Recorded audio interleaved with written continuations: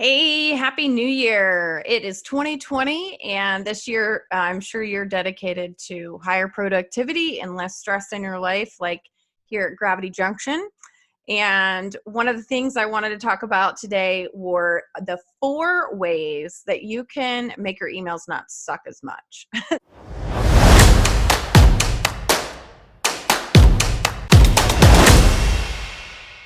So, what are the 4 things that you can focus on in the next little bit to set yourself up for success in 2020? And I know emails are a necessary evil. We use them every single day. And in running businesses, I don't know that we will ever fully get away from using emails. So, what can we do to not feel so stressed out when we come in on a given day and we see 20, 30, 30,000, 3,000, whatever the number is, you know what it's like to sit down at the computer and just see so many emails. We miss stuff. We're not replying as well as we should, and we feel really overwhelmed, not knowing like where to start. And so, let me kind of give you these 4 tips and tricks that I personally have used and have helped me to not hate opening up my email client.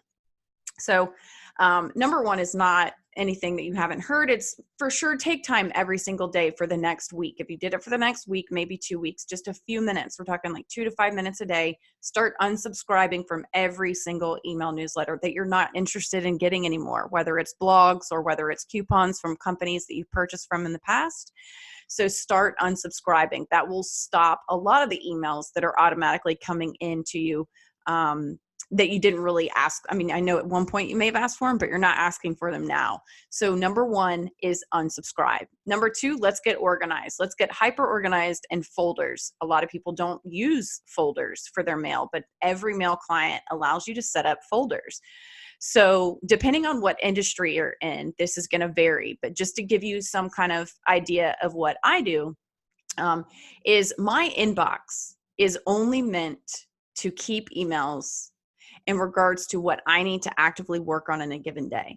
If you were to see my email client, it's literally got 5 to 20 emails in it. That's it. Everything else gets filed away. So look at emails kind of like your desk. You don't want your desk to get too messy. You don't know exactly where everything is. So you start to get hanging file folders for your actual physical papers, for those of you who are like me and still like papers. So the email is no different. So you will need to consider how you work. So if you want your inbox to just have items that you need to work on in a given day, great, you're like me. There is another aspect where you can set up folders for every work day that you have, Monday, Tuesday, Wednesday, Thursday, Friday.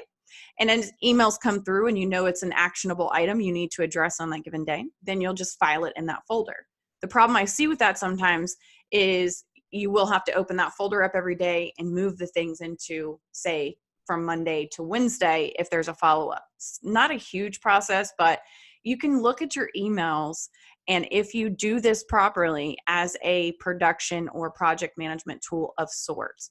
And so file away what you can in the folders on the days that you know you need to take an action step on those. Or you can do like me, and again, only keep in your inbox what action items need to take place.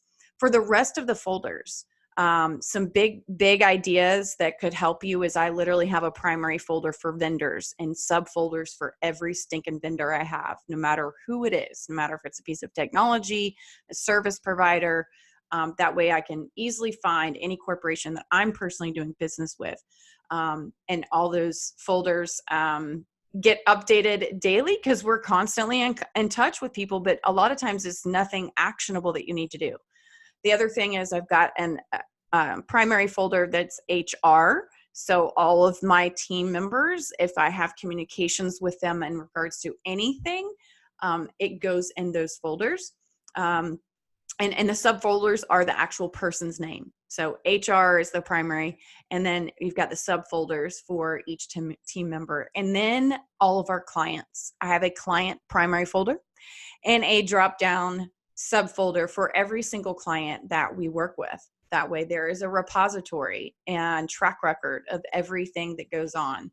And even if my team is the one that has kind of copied me on things, I will shuffle that email into the brand folder in which it exists for the client. So even if it's a communication that my team is having and they just wanted to let me know they were talking to our clients, I file that just the same as if I started the conversation. And so listen, I don't want to bore you with the details on this, but it is kind of boring to set this up.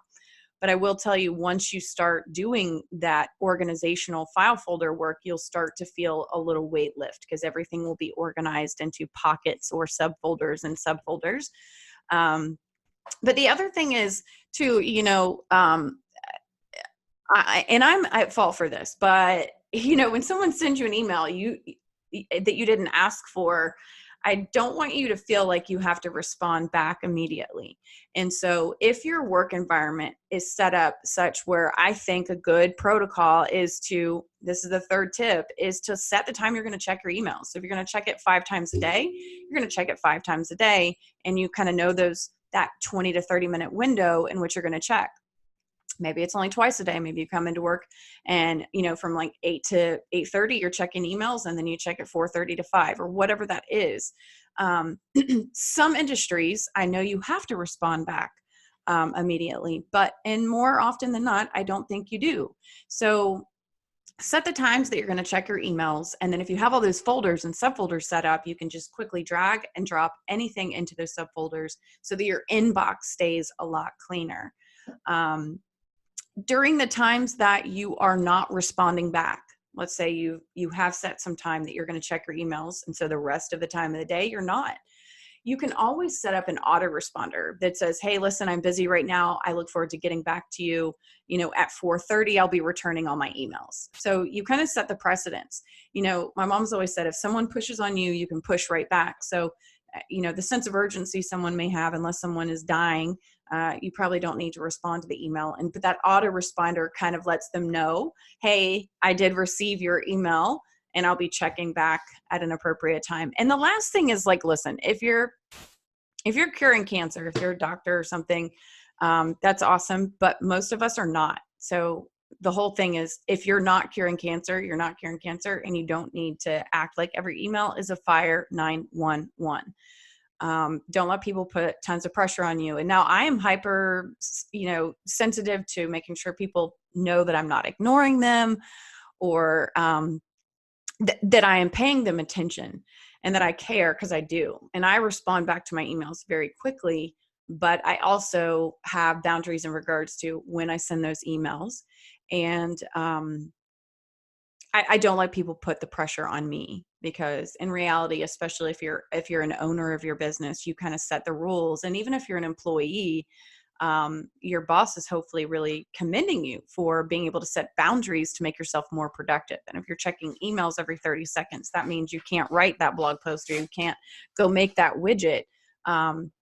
So setting those boundaries for yourself and with your clients and team is very important. So number 1, unsubscribe. Number 2, organize, set up folders and subfolders. Number 3 is set some time that you want to give yourself the availability to check those emails. And number 4, just know that you are not curing cancer. And so nothing needs to be a fire 911 unless it's an actual fire 911. So anyways, I hope these helpful tips and tricks will help you in 2020 be more productive and less stressed out. And if not, hit me up. We'll get you a stress ball headed your way. I'm Charlotte. We'll talk to you soon. See ya.